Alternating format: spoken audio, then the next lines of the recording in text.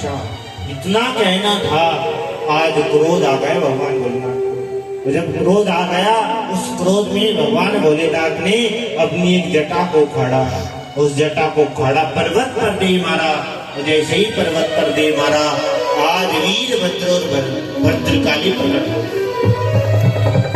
बड़ा ही विकराल स्वरूप है वीरभद्र का। तो जैसे ही प्रकट हुआ, शरीर आकाश को छूता है। कहने लगे महाराज क्या आज्ञा है हमें, क्या करना? अरे कहो तो इस समुद्र को पी जाओ, अरे कहो तो इस पृथ्वी को अपने हाथ में रखकर मसल डालो, कहो तो आकाश की चांद तारे तोड़कर फेंक दो, क्या करना है? भगवान ने कहा जाओ उस दक्ष के यहाँ सारे यज्ञ को विध्वंस कर डालो और दक्ष को छोड़ना मत। इस कार्य में यदि कोई देवता भी बीच में आ जाए ना तो छोड़ना। वीरभद्र भद्रकाली चल पड़े, 1000 भुजाएं, साथ में काली, कात्यायनी, ईशानी, चामुंडा, मुंडमर्दनी, भद्रकाली, भद्रा, तवरीता, वैष्णवी, डाकिनी, साकिनी, भूलपठम, राकुष्मान, प्रकट, चटक, ब्रह्मराक्ष, भैरव, चित्रपाल सब तोड़ पड़े। इतनी भारी संख्या में गण चल रहे हैं कि जब चल रहे थे, पैरों से जो धूल उठ रही है ना, उस धूल ने सूर्य नारायण को ढक लिया और दिन में ही रात हो गई ना। तूफान चलने लगी, आंधी चलने लगी, झपटा डोलने लगी, पृथ्वी डोलने लगी। और जब चले ना, इधर जो दक्ष है, दक्ष को खून की उल्टी समझ गया, अब शकुन होने लगे, क्या हो गया? जब आ रहा है, जब दक्ष के यहाँ पर पहुंचे, तो दक्ष के यहाँ पर पहुंचे, हाहाकार मच गए, युद्ध करने लगे। जो सब गण आए थे, आज देवताओं को मारने लगे। और जब देवताओं को मारने लगे, दक्ष को सोचने लगा, अब मेरा बचने वाला, मैं बचने वाला नहीं, जाऊंगा निश्चित जाऊंगा। जाकर नारायण के शरण में गए, हे नारायण देखो, मैं आपका दास हूं, मेरे गुरु हो, मुझ पर बड़ी भारी विपदा आन टूट पड़ी है, मुझे बचाओ, किसी तरह बचाओ। नारायण ने कहा देखो मैं कुछ नहीं कर सकता। अरे मैंने तुम्हें पहले ही समझाया था, कई बार तुझे समझाया है, ऐसा कार्य मत कर। उन शिव से दुश्मनी कौन मान ले? कौन ऐसा है जो उनके सामने टिक सकता है? जब इतना कहा, अब तो दक्ष को लगने लगा कुछ नहीं होगा। फिर भी कहने लगे देखो महाराज, एक गुरु का कर्तव्य होता है वे अपनी चेला की रक्षा करे। मैंने कही तो बात है, अब चेला है तो रक्षा तो करनी पड़ेगी। यहाँ पर भगवान नारायण ने वीरभद्र के साथ युद्ध कर, बड़ा भारी युद्ध चला है। वीरभद्र से कहा छोड़ दे से। वीरभद्र ने कहा महाराज पीछे हट जाओ, सम्मान करते सम्मान पूर्वक पीछे हट जाओ। आप भगवान शिव के क्रोध को नहीं जानते, इस पापी को आज छोड़ूंगा नहीं, मृत्यु के घाट उतारूंगा। नारायण कहने लगे देखो इससे पहले तुझे मेरे साथ युद्ध करना पड़ेगा। महाराज जैसा भी आप चाहते वैसे करेंगे, लेकिन आज इसे छोड़ेंगे। उल्टे कहते राजन यहाँ पर भगवान ने युद्ध करा, युद्ध में जब परास्त नहीं कर सके वीरभद्र को, तब भगवान ने अपना सुदर्शन चक्र चलाया। और जैसे ही वीरभद्र के सामने वह चक्र चला, वो गया तो सुदर्शन चक्र माला के रूप में परिणत हो गया। जिस सुदर्शन चक्र के सामने कोई भी ठहर नहीं सकता था, कभी अमोघ जिसका वार कभी खाली नहीं गया, वीरभद्र के सामने जब चक्र गया तो माला के रूप में परिणत हो गया, तो गले में माला डल गई।